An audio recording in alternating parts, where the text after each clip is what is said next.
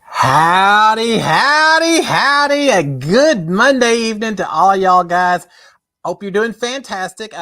Blessed Ramadan to those of you who are celebrating Ramadan. And welcome to all of y'all on board. Thanks for joining us for, I think it's episode 71 of Cliff Notes Live. I have a hard time keeping track sometimes. But welcome to Cliff Notes Live, another Monday night. Before going further, SKD 143. I love my wife. I love my kids. I love all the reality fans out there. And I especially love y'all that come out here and hang out with me, either hanging out live on Monday night or coming back and watching the replay a little bit later. I haven't forgotten about y'all either. Thanks to all of y'all. I absolutely do appreciate it. Now, as I've said a few times, if you aren't subscribed to my YouTube channel, please go out there, hit the subscription button. You can turn on notifications. So anytime this show's getting ready to broadcast, you'll know it. Now, this show's every Monday night, so maybe some of y'all don't figure you don't need notifications, but I also do the Survivor episode. I drop that Wednesday night, Thursday morning, and who knows what else I'm gonna do. I thought about doing X on the beach. We'll talk about that a little bit later. I don't think I'm gonna do X on the beach, but anyway, welcome to all of y'all. I hope you're doing fantastic. Who do we have out here before I go any further with the conversations here? There, Bing Bong. Hey, Bing Bong, how you doing? Your first one in. Brian Hostetler as well. Brian, how are you, sir? Kiki, Cindy Heyer, Ma is angry, Paula Scar. Man, all my friends are. I hope y'all are all doing fantastic. Mark Taylor, Marilyn Sutherland, Anthony Stike, Boss, the Anthony, Amanda Lowe. Howdy, Amanda. How are you? Noah Lemon and Fred Benson. Welcome to all of y'all. Happy Easter from Western Pennsylvania. Fred, I'm going to be up in your neck of the woods a little bit later. Sometime this summer, I got a little conference going on in Pittsburgh. So, that's Western Pennsylvania, right? I didn't understand there was a division between Western Pennsylvania and Eastern Pennsylvania and the way people look at each other and all of that until the first time I went up there and heard conversations. Oh, yeah. Hey, Fred, I'm coming to see you, my friend. All right. I hope y'all are doing fantastic. It's April 11th, which means I get to do taxes this week. For those of you who have to do taxes, I sympathize with you because I have to do them as well. We've also got Easter coming up, hence the background. And I had a little question for y'all before we get too much further into it. I'll look at it as we go through the comments and all that. Your favorite Easter treat, right? I'm guessing there may be some people that like the Peeps, but what's your favorite tweet? I'll give a few minutes. I'll tell you what mine is here in just a little bit. I definitely have some preferences. I don't know. I like them all, but I got some preferences on which ones I'm gonna steal out of the kids' Easter baskets when I get the chance. All right, so what's going on? I mentioned Ramadan. Y'all know Ramadan varies. It goes from wintertime to springtime to summertime. It kind of rotates throughout the whole year. I would hate to be doing Ramadan during the summertime. I've been over in the Middle East during the summer. It is so brutal, miserable. You can't have anything past your lips during the daytime. That's brutal. This time of year, not so bad. Man, it's nice outside. I'm planted my loofahs. They're taking off, water and everything, flowers coming up. We're enjoying our about 2 weeks we have of springtime here in Texas before it just turns brutally hot. And then I'm going to be inside watching. Of course, I'll be watching a whole lot more Big Brother once we get to USA and everything else. Anyway, right? Hey, it's coming before you know it. I'm so excited. It's gonna be a lot of fun once we get Big Brother season 24. I'm watching Big Brother Canada, and they had an episode on tonight, and I thought, oh, that's perfect. I'll watch the episode, then jump right into my show. Well, the feeds were messing up so much, I only got to see a little bit of it. I don't know if it's just me or some of y'all were watching as well. It didn't work out so well, so I'll have to watch a repeat of it later and figure out what's going on. All right, let's see. What Reese's peanut butter cups and robin eggs are a couple of them that I see out there. Noah, I'm with you, friend. Reese's peanut butter eggs, it's so good. And y'all say they sell some Reese's peanut butter eggs that are like a 1 pound size, something like this. I think that would send me into sugar shock if I ate something like that, but I may still give it a try. So yeah, I'm right there with you with anything that starts with Reese's. Those are all pretty good. Well, and Ma saying I love my Peeps.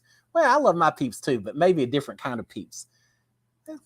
You know what I mean, right? All right. So what is going? I wanted to mention a couple. I always do this when waiting for people to come in. Well, I'll throw it out there anyway. Today is National Pet Day. So if you got a pet, give your pet a big old hug. unless you've got a fish, and then maybe you can just do a high five through the glass or something. Yeah, we had our pet dog Daisy. We lost her. Yeah, y'all know that story. For those of you who watch the show, we lost her a few months back, and it's still a little tough. But so many fond memories having pets growing up and everything else. So for those of you y'all have them, appreciate them. And talking about memories, today is also National 8-Track Tape Day. 8-track tapes. I know about 95% of y'all out there have never. Well, you may have seen a picture of or something, but have never worked with 8-track tapes. I remember when I was young. It was probably in the 70s when we had 8-track tapes, but I remember we had them in the car, and we thought that was so cool that the family car had an 8-track tape player, because you couldn't play albums, right? And you couldn't put the little needle on the record inside a car. We didn't have the cassette tapes yet. You just had the 8-track tapes, but so cool that you could just play your own music whenever you wanted. 8-year-old me looking forward to 50-something-year-old me having access to Spotify and Netflix and everything we've got access to. I would have just been in awe. And I remember back when we had 5 channels on TV. They turned the TV off about 11 o'clock at night and just went to a really irritating signal and all that. And now look at everything we got. So cool. So much fun. All right, so we've got that. Now, the main thing I wanted to mention today, not that 8-track tapes and pets aren't important, but today is also, on this day in 1970, the launch of Apollo 13. Y'all remember Apollo 13? Yeah, not the ones that landed on the moon. They wish they could have, but no, this is the one that had the explosion when they tried to stir the oxygen tanks on the way to the moon. Just barely made it back. Ended up having to circle around the moon, use it as a slingshot, come back in. They were dang lucky they landed. I mean, it's an incredible experience. One of my favorite movies, Apollo 13, with Tom Hanks, Bill Paxton, Kevin Bacon, Gary Sinise, I think, as well. Directed by Ron Howard, one of my all-time favorite movies. And I know several people that were in that show that were the actual people that were played by those actors. I've got a very good friend whose dad was a flight director at NASA when all that happened. So he was the one that was making all the calls and ended up going over to Hawaii and sat with the president and got awards for it when it was all said and done. And so know him. And Fred Hayes was one of the 3 astronauts that was on the ship, on the spacecraft. His grandchild went to school with one of my kids. And it's so weird. You just would walk into the school for a school assembly, and here comes this little old man walking down the hallway, and he was an astronaut who'd been up in space and just barely made it back home and everything. So it's kind of cool because of the background living here in Houston. I love the movie, but just showing what people can do when their backs are up against the wall. If you haven't watched Apollo 13, watch it. It's huge on the list. Now, with that being said, it's been a couple of weeks since I watched Apollo 13. I watched another movie this weekend. I don't know that I can actually recommend this one to y'all, but I'm going to mention it just because it just happened to show up on, I think, my Amazon feed or something. And I watched a movie called Bingo, not Bingo Hall, which would make sense. No, this one is Bingo Hell. It's all about a bingo hall in kind of a barrio area and all of that. And it gets taken over by some evil presence. And everyone who comes in, I don't want to give too much away, spoilers even for a movie like that, but the evil power comes in and people start playing bingo, and before you know it, they're hooked and all kinds of horrible things happen, and the community has to fight back and everything. What a trashy show. But I kept thinking it was going to get better. It never did. So from Old Boss Hog, Bingo Hell movie review, 2 big old thumbs down. Not my favorite show, but you never know. They can't all be 100%, right? This isn't 100% off from 100%. But yeah, very, very disappointing type movie. But hey, don't say you aren't warned if you want to watch it anyway and give me your own thoughts. All right, couple of things. Let's see. Noah Lemon had issues watching Big Brother Canada tonight too. I don't know if I feel better or worse, Noah, that it just wasn't me. I kept resetting. I thought my internet was acting up. It was driving me crazy. But yeah, I saw some comments that people were posting saying similar issues. So I think it wasn't just us. It was whoever does those live or whoever does the feeds. Whatever. We'll find out afterwards what happened. Anthony Stike saying, I wore out my first ever 8-track tape. Yeah. All right. So that kind of leads to the question of what was your first 8-track tape? I know what ours was in our car. It was by a group called the Kingston Trio. And yeah, look it up because I know most of you don't know who that is, but they were kind of a folk group, they had a banjo. That I give you a pretty good idea of what kind of band they were, but they sang a lot of songs, kind of 60s, 70s type folk songs and all that. My parents had Kingston Trio, and they would play that over and over and over again to the point that I've got those songs memorized now. And when I really want to irritate people, I just start singing those songs, and I can quickly chase a lot of people away. I think it's got more to do with the music than my voice. I wish they'd let us sing inside the Big Brother house, because my music would have been so different from everybody else's. And I really could have used it to irritate the people who at times needed to be irritated, if you know what I mean. But yeah, I want to know what your first 8-track tape was, because there's not a lot of people who've got a lot of experience with those things. All right, what else?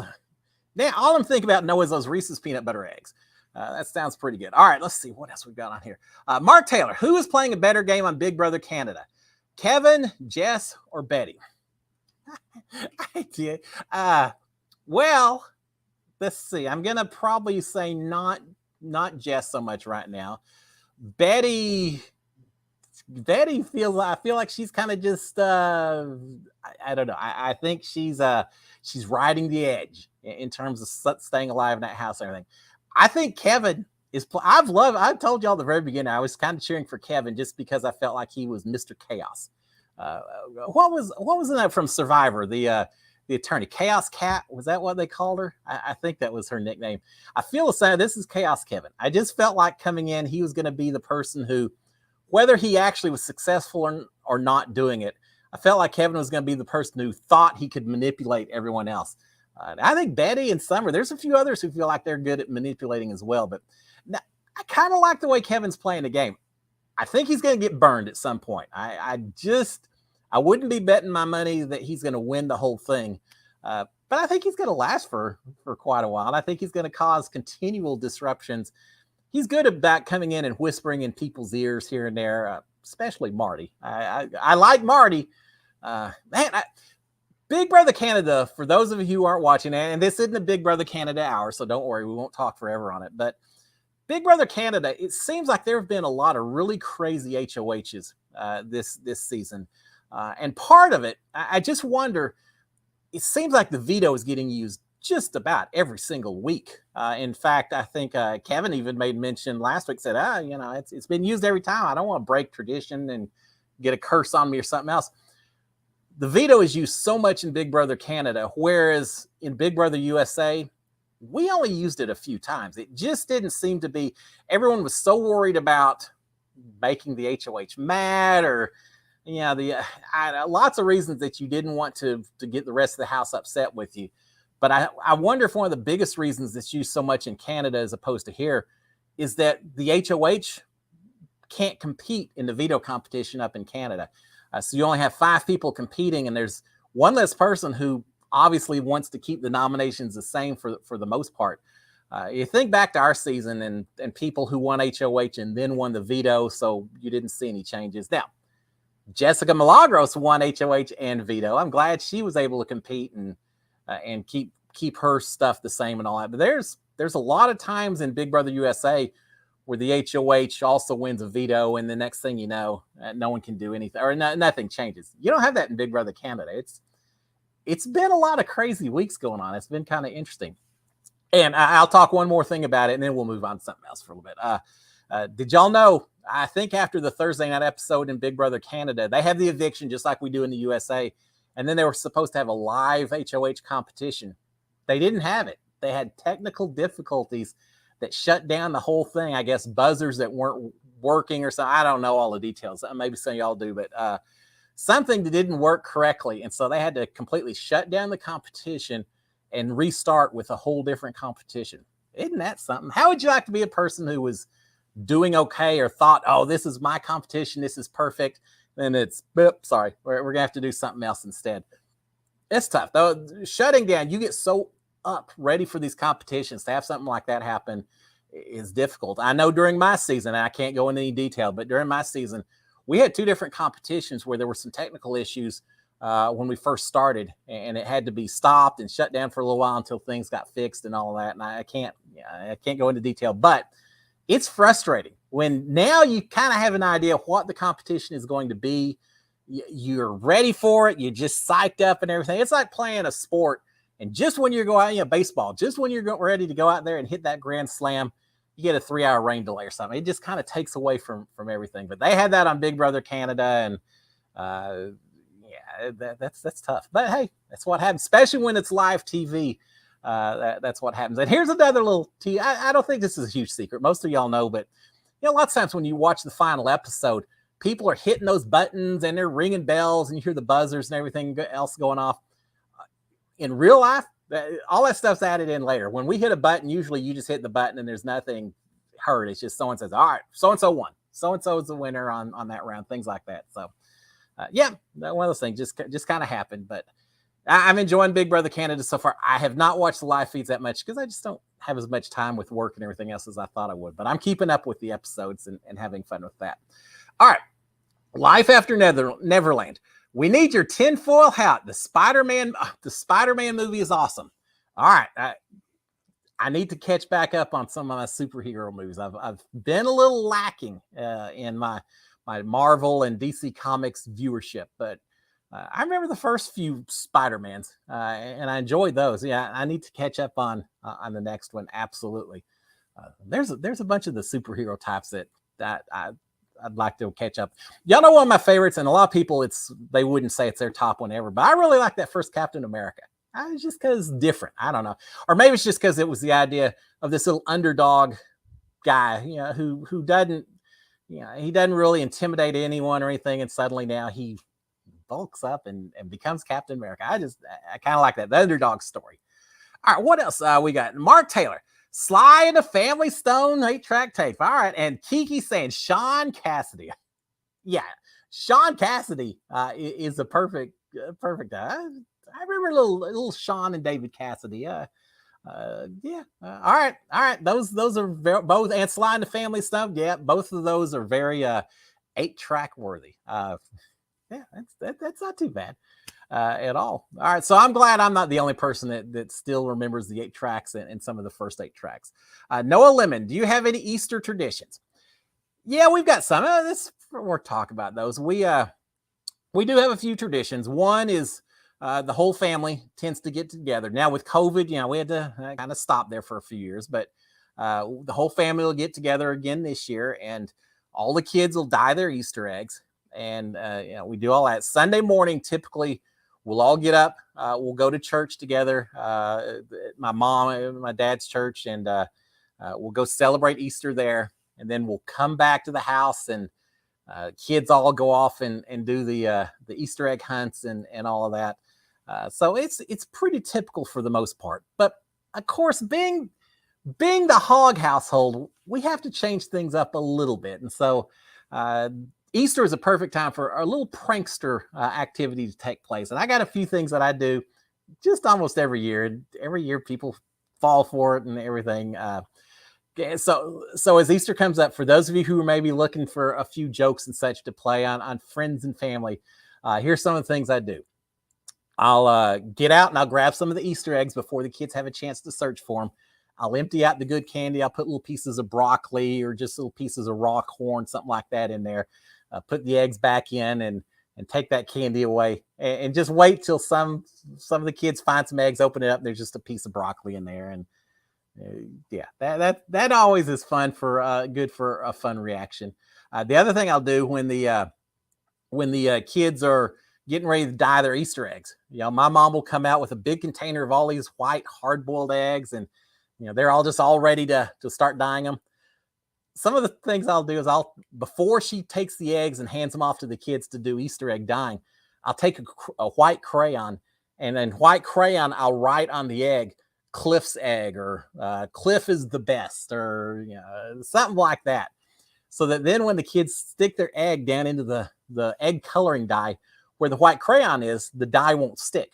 So they do their egg and they get it all their fancy colors and all that. And then they pull it back out, and whatever I wrote then shows up on the egg. And they think that's sometimes I think it's amazing. Sometimes I think I ruined the egg. I try not to tell them. I don't tell them how I got that writing on there. I tell them it's magic and all that. So we do a little bit of that. Now, one of the things that we did, and we haven't done as much now that my kids are a little bit older, but one of the things that we did when my kids were old enough that they didn't really feel like going out and still doing all the Easter egg hunting with the younger kids, but we still wanted to do something for them.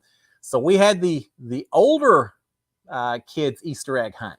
And for those eggs, I typically would buy some of those big eggs. You know what I'm talking about. Big ones like this. And I would put like $1 in one, a $5 bill in another, 10, 20, up to $50 or so.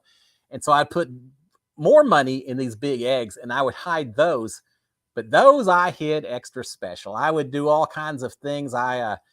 One year I painted it the same color as the dog's collar, and I taped it onto the collar of the dog itself. And so they didn't know where the egg was until finally someone noticed the dog had a big lump, looked like a St. Bernard rescuing a snow ski or something. But I had that. I had one egg on a string that was strung up to the very top of a tree. And eventually they discovered it after looking around for a lot. Eventually they discovered it hanging from the tree, but then they had to figure out that to get it down, they had to go to another tree where there was a string tied to a branch. And just some things like that. I've taken one that was white and took out the light bulb from the lamp next to the front door and put the egg up there so it looked like a light bulb instead, and let them sit there and look. So trust me, when it comes to the hardcore hiding of Easter eggs, I can hide eggs that'll take an hour or so to be found. And so that's always fun.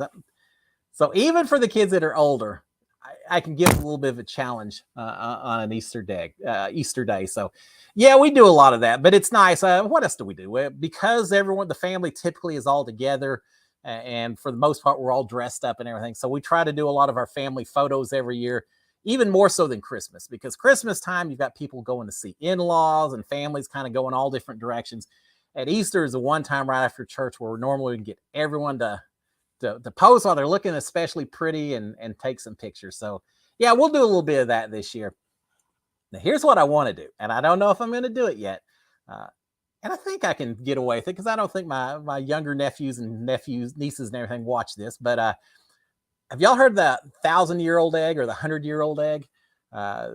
They look black and they look horrible. I'm thinking if I can find one around town somewhere at one of the Asian markets or something, buy one of those, take them out, hide them in the backyard, convince my younger nieces and nephews that it's an egg that we forgot to look for, we forgot to find last year. It's been sitting out in the backyard for the last year. Break it open and see if I can convince one of them to take a bite of that egg, which I know they won't. And then I'll eat it and let them think that I ate a year-old rotten egg that was sitting out in the backyard.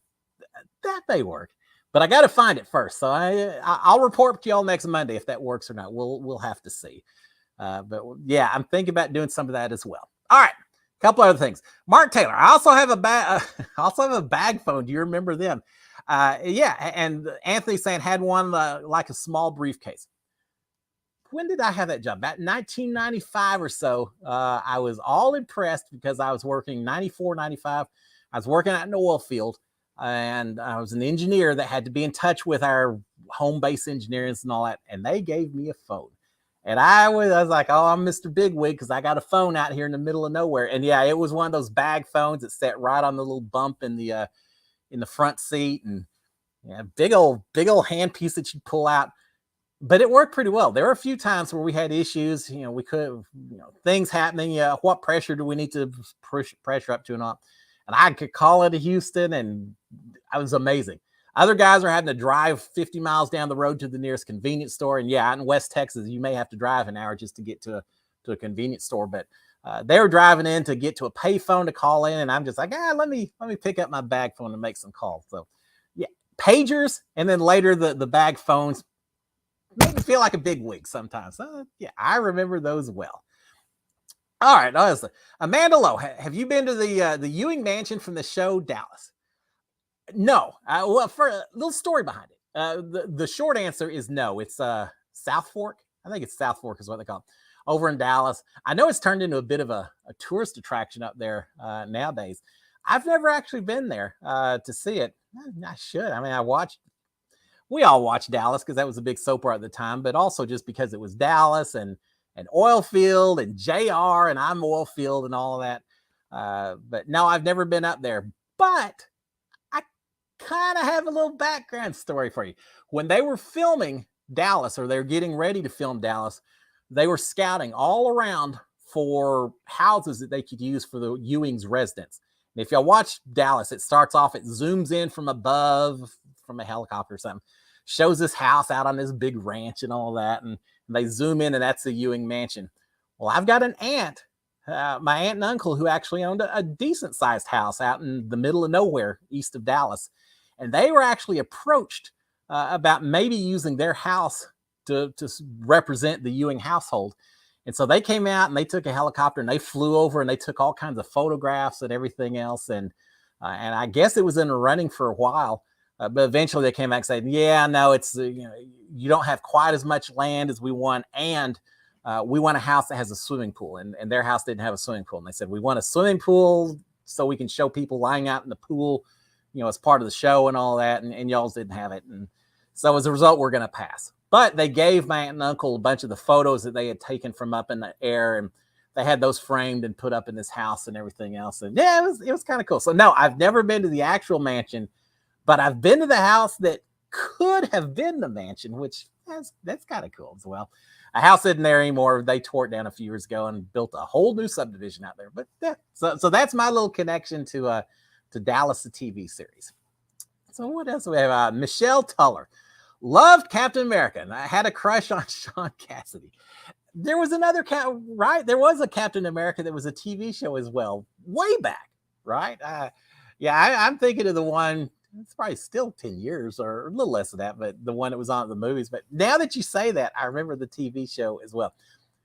My favorite, there's a few of them. I think back to the heyday of kind of action heroes on TV. You remember the $6 Million Man, the Bionic Woman, the Incredible Hulk, which I liked, but they're all beat. My favorite of all times, and still one of the greatest theme songs of any TV show in history. You want to know what it is? I'm going to be watching the comments. I'll go to the greatest American hero. Was William Catt on there? I'm not sure if he was the main person or not, but believe it or not, I'm walking on air. I never thought I could feel this free. I love that show. It's great. He was it's a little bit like a Hitch, or was that Will Smith? Speaking of Will Smith, he's still news, huh? Will Smith, where he played an action hero or superhero that really wasn't feeling it. The TV show was an action hero, superhero, who maybe hadn't quite mastered the art of flying real well. And picture if you just wake up one day and you got superpowers. That's kind of what this action hero is like. But yeah, I love that show. But now I'm going to have to go out on TV and find my old 1970s TV shows and watch some of those. I love that one. I always loved the Bionic, the $6 Million Man, but I guess even back then I was too much of an engineer, because I remember always complaining, saying, hey, he only lost one leg. He can't run 60 miles an hour because he's got one leg that's just dragging behind. You can't run with only one bionic leg. You need two of them. And I remember my parents saying, yeah, well, it's okay. Just pretend like he's got two bionic legs. And them trying to argue why a man with bionics wasn't actually feasible. And now you look at it, and now the idea of having bionic arms and legs and super hearing and super seeing and all, that didn't really seem that abstract. That seems pretty feasible. I think any day now, we probably already have some of that. I'm sure the military's working on some of that, right? I'm always amazed at what our technology and our medical people and everything can do with prosthetics and with our soldiers in the war and other people. It's amazing. You watch these athletes who now run on the spring-loaded deals and all that. It's just incredible what we can do nowadays. That back in the 70s seemed like just this crazy stuff. The future. Well, yeah, it was the future, but it's a real future. All right, what else? Amanda, I tried Fruit Loop Peeps. They are awesome. All right, Amanda. I can't turn down a dare. And even though you didn't dare me, Fruit Loop Peeps. All right, I may have to investigate at the grocery store and look into that.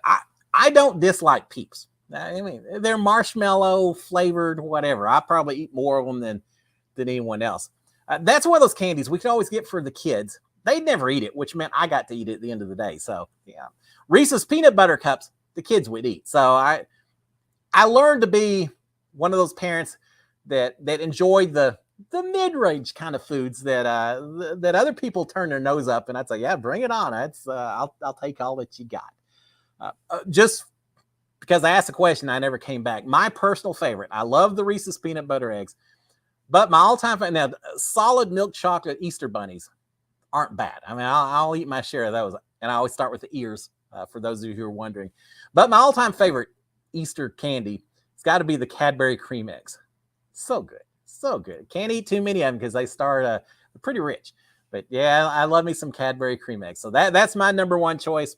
But Reese's eggs may be just right behind them. That sounds so good right now. We may not do dinner. We may just go down to the grocery store and load up on. Yeah, Sharon's not gonna let me do that, but it sounds good. Maybe I'll do that for a little bit of dessert. All right. So I'm talking so much about just the oddball stuff, but hey, that's what it's all about, right? Yeah, Anthony's saying it's feasible now. I know, and that's what's cool. That to think that I would still like I'm 180 years old or something, but to think that we would have so much going on today that back when I was a kid just seemed just the Jetsons kind of stuff. So yeah, all right, that's good. And Cindy is saying yes, it was William Cat. You know what? Put me on Jeopardy. Put me on Big Brother trivia or something, and I think I could beat most other Big Brother house guests in a trivia contest. Not on Big Brother stuff. There's some real super fans. I'd hold my own, but just all around general trivia, I think I definitely don't think that I would be the weakest link. Y'all watch that? Well, Weakest Link with Jane Lynch is back on. I guess they've got a new season, and I just love that because it's not just answering trivia questions, but there's a certain amount of strategy involved, just like in the Big Brother house. If you look too good and too strong, towards the end, people will boot you out because they don't want to compete against you in the final round to see who wins the money. So there may be times even where you may want to throw around or not come off being quite as smart as you may think you are. So I love the strategy and the money-making ability of the Weakest Link. It's one of the shows I've been watching a lot of right now. All right. Mark Taylor, are they starting Big Brother USA in 2 months in your season? In 2 months? I don't know. I think so. 2 months is April, May, June. Yeah, that's about right. About 2 months from now. Now with COVID, I know they started a little bit late with All Stars. They started a little bit late with 23 too, didn't they? If I recall. I think they'll probably start about when they normally do, say the middle of June or so, which we're getting pretty close. Now, for those of you who may want to try out and haven't done so yet, I think there's still time, unless someone comes on here and tells me they've already shut casting down. But I feel like it may go till, I don't know, 1st of May, end of April, something like that. But get your tapes in if you haven't already done it, or your video in. I guess they aren't tapes anymore, but yeah, give it a shot. I've mentioned before, I was one of the early ones picked, just because the casting call here in Houston was middle of February, end of February. So they grabbed hold of me, and I went and talked to producers and did all the stuff we do fairly early in the casting process. But there were other people in our season who didn't get picked until just a couple of weeks before the season started. So even though it seems like, maybe we're getting a little close, I think they're still looking for people. So if you want to try out, go for it. It's we're getting there. There's something I was going to mention about Big Brother. I guess on a related note, though, and talking about Big Brother, and it leads me to think about Kat Dunn, who was on my season. I told y'all last week I watched X on the Beach, episode 1, just because Kat's on that show this season. But she wasn't on that episode, which is a little disappointing. And then I watched episode 2. She wasn't on that episode either. Now, Devon was on there, and Jamar was in there, Big Brother USA and Big Brother Canada. I don't think for a second these two dated each other. And that's what the show is claiming, that they were dating before Jamar went on Big Brother Canada. I'm just not buying it. But I watched the second episode, and I'm going to keep watching it just out of loyalty to my friend Kat Dunn. But that has got to be the trashiest reality TV show that you could possibly find. It makes Big Brother look like masterpiece theater or a Shakespearean, event or something. it was a little tough to watch, even for someone like myself who really thrives on the really trashy reality TV program. It's a little difficult, but because of Cat, I'm going to keep on watching it. Whatever, it's just an hour out of your time. It's what am I going to do? Read War and Peace or something instead? It's all right. But yeah, that was interesting. Brian saying casting is about to close for Jesse. Okay, I figured we were probably getting a little towards the end, and they say even if it's the day before casting closes, they may still be looking for people. And yeah, I think that's probably true.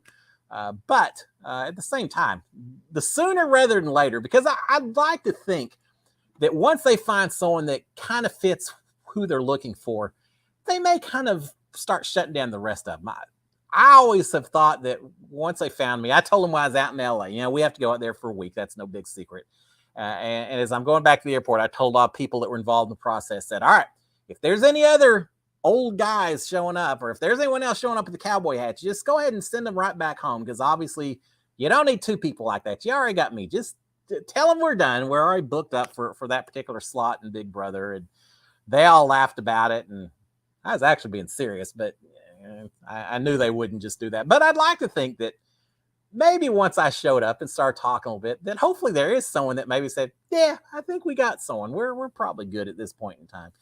But at the same time, I also think there's probably people that until the very end, they're probably saying, oh, can't we just get this one sarcastic person that just irritates? Y'all know the different casts that are on Big Brother. I'm sure there's every season, there's probably one or two people they're thinking, we just don't quite have that person that we need yet. So you could show up the very last person the very last day, and next thing you know, you're over in Burbank, and you're on season 24 of Big Brother. Here's one more thing I got for y'all.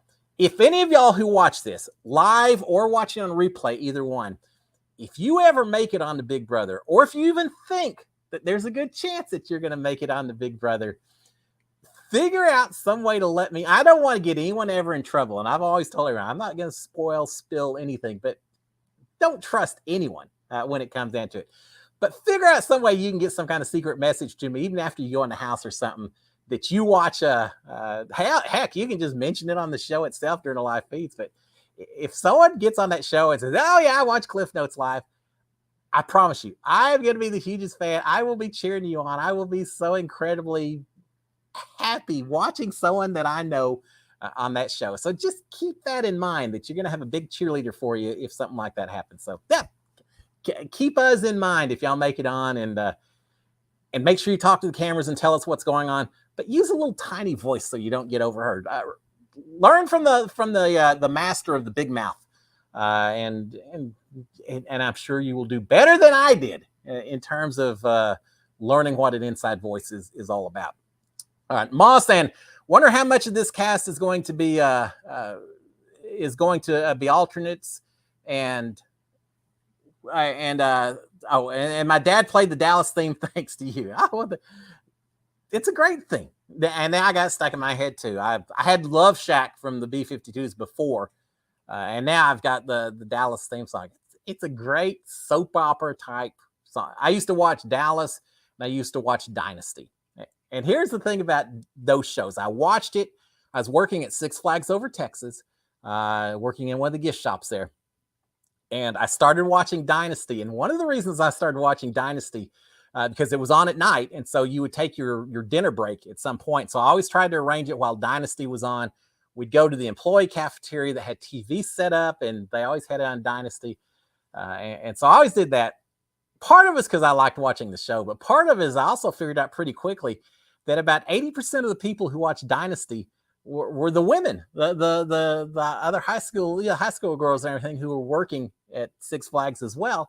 So it's like, all right, well, I know when I want to go eat dinner, that's the perfect place to go hang out and talk Dynasty with a bunch of these girls that I want to interact with a little bit. So even back then, even before Big Brother, there was a little bit of strategic planning that was going on when I planned out my schedules for the day.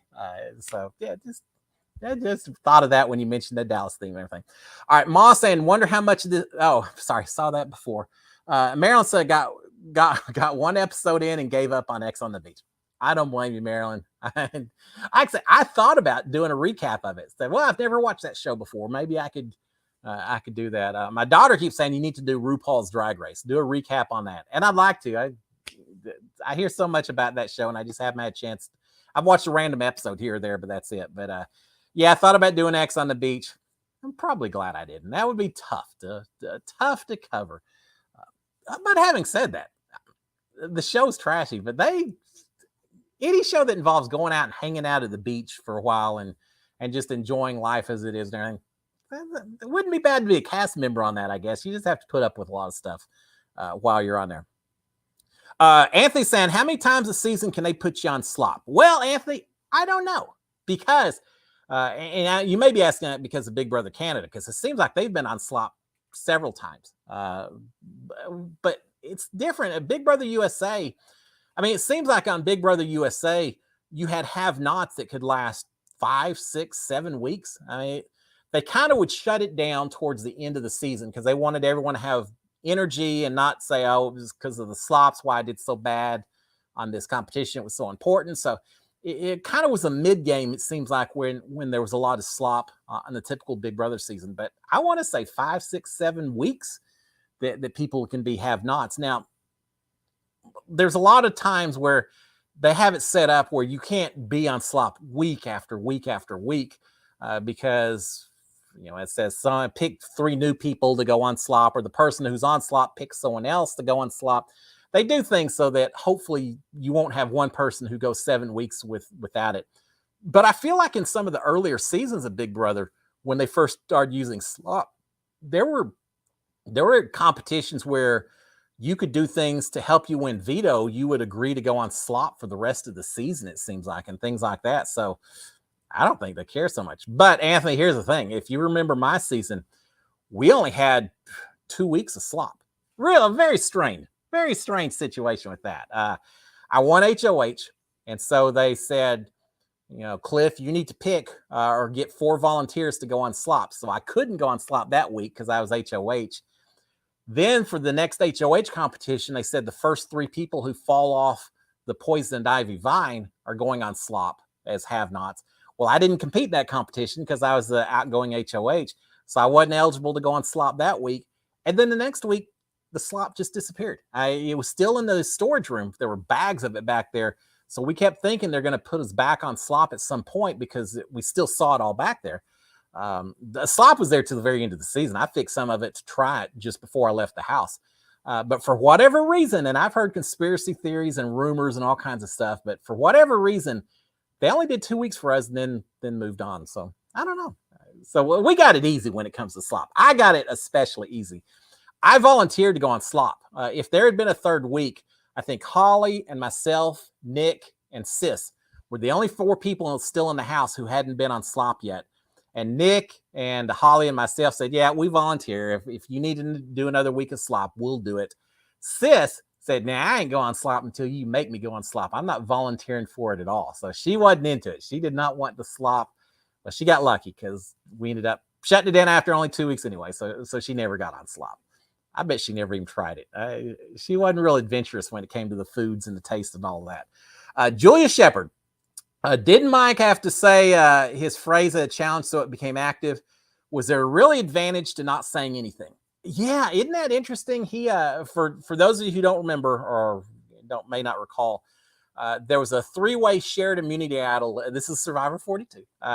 3-way shared immunity idol where each person who found it had to read out the phrase that, I don't remember if it was at an immunity challenge or reward challenge or anytime everyone got together, but you had to read out your little super silly saying. Mike's was about the glorious sport of soccer.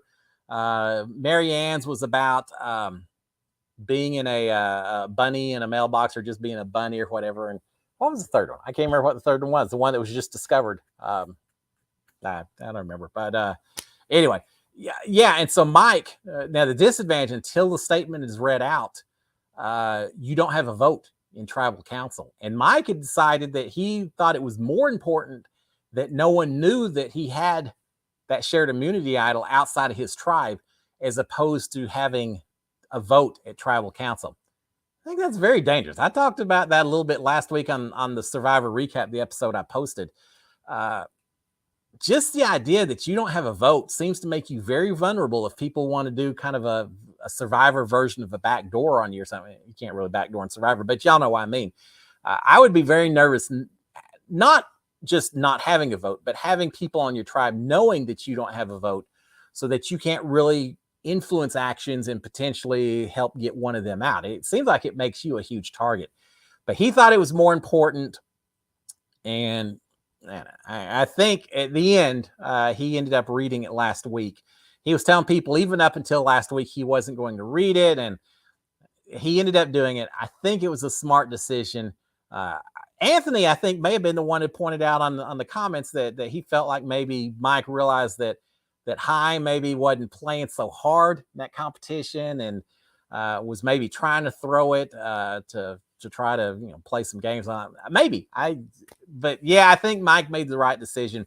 If you've got a power, I think you've got to use it when you get the chance and hold on to it. Even if people know, I don't think it's that bad a deal that people know that he has now this immunity idol that will protect him.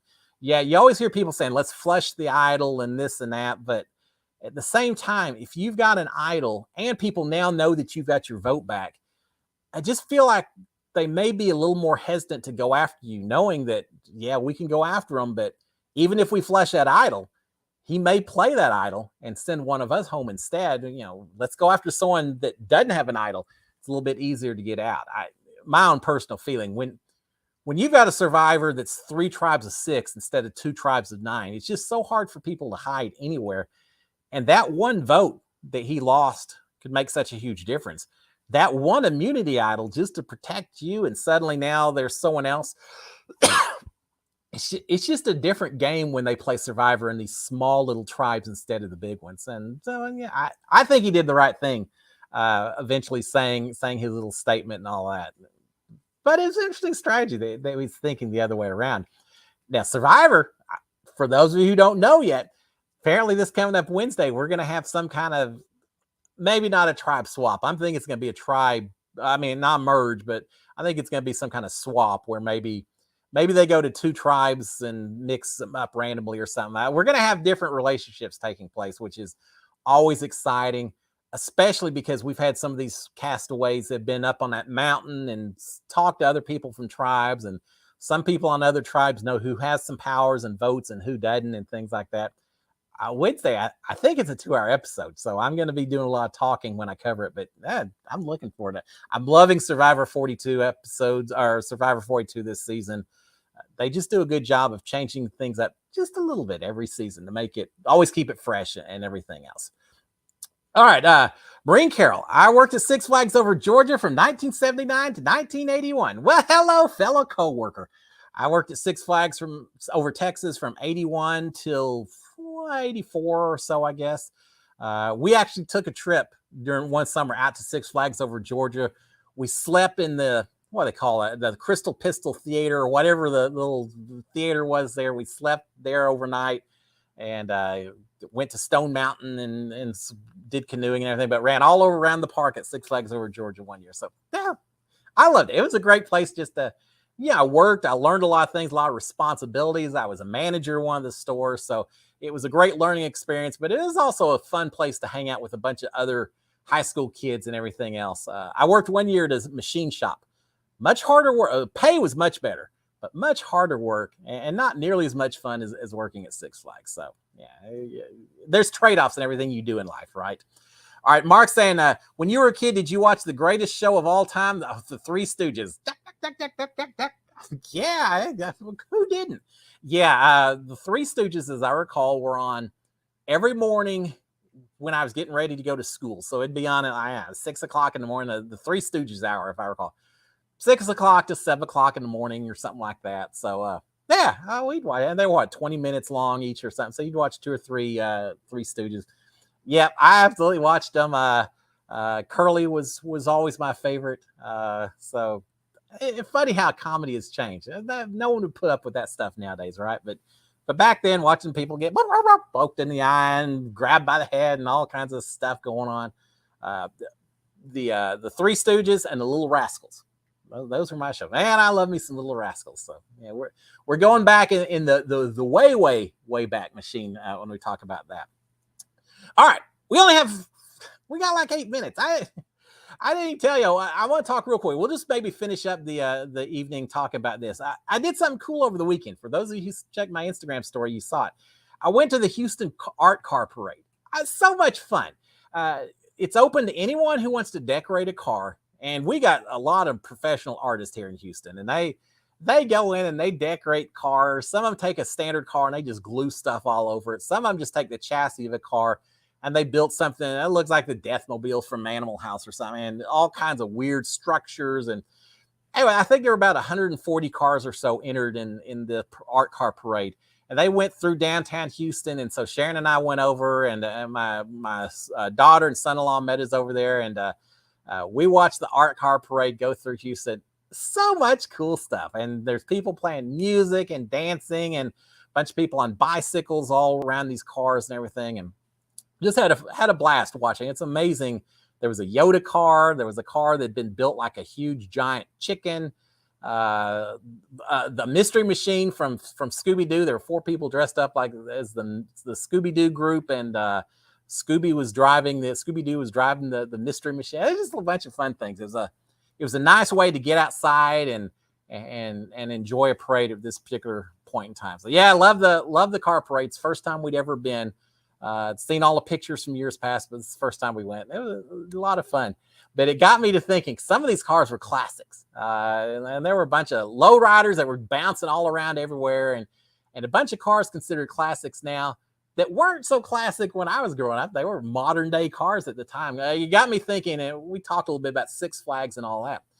The very first car I ever owned was, I guess I bought it in 1982. Because it was after 1 year of working at Six Flags over Texas.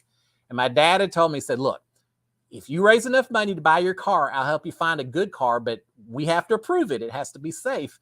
But I'll help you find a good car, and we'll cover a little bit of the insurance and all that. But it's on you for gasoline money and all that. So yeah, it's sure. Back then when gas was $1 a gallon or something, no big deal. So I raised my money all summer long, my first year at Six Flags, got my dad to help me look around. He worked as a car salesman at the time, so he had some ins and everything. And he found for me what turned out to be my very first car ever. It was a 1975 Caprice Classic, 2-door, brown. Not just brown like dark brown, like milk chocolate or dark chocolate. This is brown like bronze. Like take a penny and have a paint color. It's the color of a shiny penny. And that's what mine was, the Caprice Classic, probably about 20 feet long. It felt like it. It was so big. It was huge. It got about 10 miles per gallon if I was lucky with it. But it was safe. I could have had someone run into me 100 miles an hour and it wouldn't have. This thing was a tank. I used to call it the boat. And we'd pile all our friends in there. And of course, I worked night shift at Six Flags. So my parents had ulterior motives. Once I had a car my second summer, I could drive to work and drive back. And so we took that car everywhere, to Denny's at 3:00 in the morning after work, and to putt at 2 a.m, play putt all night long at the 24-hour putt. So yeah, I spent a lot of time driving that car all around the Dallas-Fort Worth area, but it was huge. And now I look, it's considered a classic. If I wanted to ever buy that car nowadays, it'd probably cost me $60,000, $70,000 because people renovate them, make them look all nice and pretty. There wasn't anything pretty about it when I had it, but I didn't care. It got me from point A to point B, and that's all that mattered back then.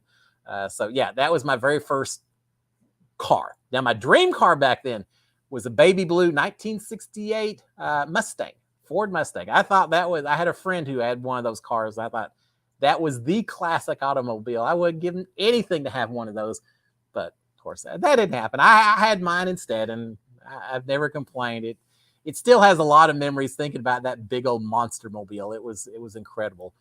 But yeah, I actually saw 1 or 2 of those in this art car parade that looked very similar to my old car. Now they were all decorated up, had little tiny wheels, and did all kinds of fancy things. So it's still a lot of fun watching them drive through downtown. So that was kind of neat. And Miss Fire saying, my brother worked at Six Flags in Maryland one summer. See, we've got Six Flags, all kinds of people in here. If you live near one of the Six Flags parks or Disney parks as well, yeah, working at a theme park's kind of a cool thing to do. When I was when I was growing up, the teenagers, most of us either worked at Six Flags Over Texas, or you worked at Ranger Stadium where the Texas Rangers played baseball. A lot of people worked there. And so my Texas Ranger friends, they'd get us into the games, and we'd sit around and watch the games from the outfield, the cheap seats and all that. And we'd get them into Six Flags. Fun place to grow up in Dallas-Fort Worth area. It was a lot of fun. All right, 7:57. Man, I've gone kind of quick tonight, guys, but that's the way it goes. All right. Easter's coming up. We talked a little bit about it. I hope all of y'all have a fantastic, safe Easter. If you got the family who'll tolerate it, I gave you a couple of pranks that you may be able to do. But if you get in trouble, don't blame me. I'm telling you, only do it if you got someone who'll laugh at those pranks. But yeah, I'll give y'all reports when I get back about how our Easter went. But I'm sure I'll be eating a few eggs and maybe 100-year egg here or there. But yeah, we're gonna have fun. We'll take some photos on it. It'd be nice to see the family again. I'm still, after so many years with COVID and us having to really distance from everyone else, it's still kind of nice and new. Even though I just got through seeing a lot of them, my son's wedding, my daughter's wedding, so I've been seeing the family a lot more here just recently. But it'll be nice to see them again at Easter as well, and gives us another excuse to dress up and post for some family photos and things like that. So, guys, y'all have a fantastic Monday. Enjoy everything about it. There's this huge thunderstorm. I even heard there's a blizzard coming up to the northeast. So, for those of you who've got some weather coming your way, be careful. Stay inside. Stay warm. But y'all have a fantastic Easter, my friends. I will be back on Monday. If you watch Survivor, check out my recap Wednesday night and see what goes on after that 2-hour episode. I think it's gonna be fun. I'm loving Survivor so far. So, if you haven't done already, click the like button on my feed, please, if you don't mind, and subscribe and turn on the notifications, and you'll find out all the crazy stuff that I'm posting about as we go forward. But until then, guys, y'all have a great one. SKD143, love my wife, love my kids, love all of y'all. Stay safe. National Pet Day, so give your pets an extra scoop of dog food or cat food or whatever it may be. Y'all have a great one, guys. SKD143. Cheers, my friends. Bye.